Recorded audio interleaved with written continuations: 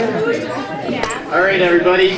People are getting antsy. Becca Graham has a hair appointment, so I'm going to make this as fast as I can. Yes, I do. I'm going to start with a joke. No, just kidding. All right. So, after I volunteered to write our class history, I started asking people, what do you think is the most important world event that happened during the time we were in school? Almost everyone said the 9/11 terrorist attacks. Now, I knew that I wanted to make this speech funny and stray away from all sad topics, but then again, how can I leave out something that has shaped our country into the place it is today? So, I talked to my parents about it. I asked my parents if they had any suggestions, and my dad brought up a funny story. He said, "John, when you were in elementary, your mom and I had to be really careful about what we said around you. Everything we said always seemed to influence you in some way. After the 9/11 terrorist attacks, your mom and I were riding around in the car. We were talking about how hard it was going to be to catch bin Laden, and you asked me why. At this time, you were only in first grade, so I had to say it in a way that you would understand. I said, bin Laden could be hiding anywhere. He could be hiding in our neighbor Frank Wilson's barn. He could have shaved his beard, cut his hair, and no one would even recognize him. A couple weeks later, my parents go to their parent-teacher conferences, and Mrs. Daniels has a smile on her face. She tells my parents that their son knows where bin Laden is. Oh, he does, my dad says. Yeah, apparently he's living next door to you guys and goes by the name of Frank Wilson. All right, to get things started, do I have any M&M fans in the audience? The wrapper, not the candy. Well, for those M&M fans, you probably know that in 2000, Eminem came out with one of his most popular rap songs of the decade, The Real Slim Shady. The Real Slim Shady reached number 4 on the top 100 Billboard songs, becoming Eminem's first song to be in the top 5 Billboard 100 songs. Little did he know that 13 years later, 5 shepherd teachers would give him a run for his money. You all know who I'm talking about. Willett, Farley, Balzer, Narker, Austin. Will Far Ball Zarkiston. Ain't no party like a drug-free party, because a drug-free party don't stop.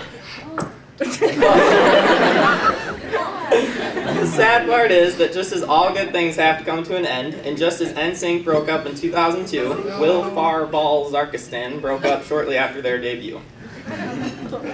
Speaking of music, there's been a lot of interesting additions made to the music industry since we've been in school. For instance, Korean rapper Psy, creative performer Lady Gaga, and a 12-year-old girl that goes by the name of Justin Bieber all became famous worldwide. I'm sorry about that, Justin Bieber fans. You can't help what kind of music you listen to, but you can hide it. That is, unless you're Alicia Lawler. During her junior year at Shepherd, Alicia was jamming to some music in yearbook class. Little did she know, her earphones weren't pushed in all the way, and the whole class could hear what she was listening to. She was a pretty good sport about it after we told her, though, so congrats to Alicia. All right, quick survey. Raise a hand. Who uses Twitter? Okay. Who uses Facebook? MySpace? Molly uses MySpace. All right. One person. All right. That's what I thought. Our generation is considered the technology generation. We have social media, smartphones, iPads, iPad minis, iPods, iPhones, iSpy, you name it. Most of these things were developed during the time we had been in school. For instance, MySpace came out when we were in 3rd grade. Facebook came out when we were in 4th grade. And the first iPod came out when we were in 1st grade. But does anyone ever get tired of their parents saying, "Back when I was in school, we didn't have cell phones. If you needed to talk to someone, you would walk to their house and talk to them in person." Oh, really? Why don't you just jump on your dinosaur, you old geezer?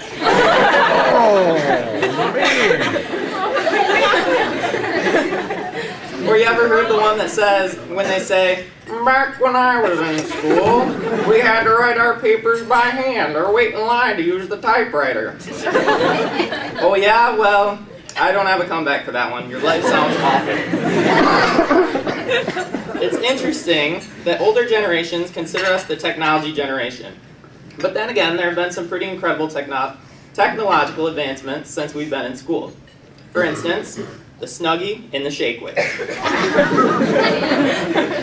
Where would we be without them? Probably just as out of shape as we are today, and slightly colder, but who cares? We all love our unnecessary infomercial products. During the time we've been in school, we have been lucky enough to witness the age of Chia Pets, Sham Wows, Snuggies, and Shake Weights, as well as many other pointless products. It was during our freshman year that the Snuggie and the Shake Weight were introduced. Sadly, it was that same year that the face of infomercials, Billy Mays, died. We've had to say goodbye to a lot of celebrities during the time we've been in school. For instance, Michael Jackson, Patrick Swayze, Farrah Fawcett, Heath Ledger, and Johnny Cash, as well as many more pop icons. Pluto was demoted from being a planet. We've lived through disasters such as Hurricane Katrina and an 87-day oil spill in the Gulf of Mexico. We've lived through a massive earthquake in Haiti. The Oprah show was canceled. We've lived through war. We've seen acts of terrorism such as the bombing in Boston and the 9/11 terrorist attacks. But nothing compares to those damn ACTs. Oh yeah, and that stupid yoga pant rule. We've also seen many great things during the time we've been in school. We welcomed our first African-American president. Osama bin Laden was killed. And the world didn't end in 2012. But unfortunately, the production of Twinkies did. During our time in high school, we've been taught quite a few lessons. Our teachers taught us the importance of, what did they teach us? The importance of responsibility and hard work. Our families have taught us the importance of a strong support system. And one brave student taught us that explosives really are dangerous.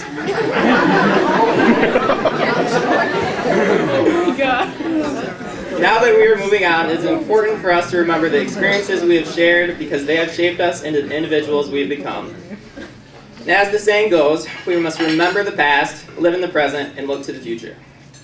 Thank you, and I would like to introduce Amber Schlorf and Paige Nessel for the Remember Whens.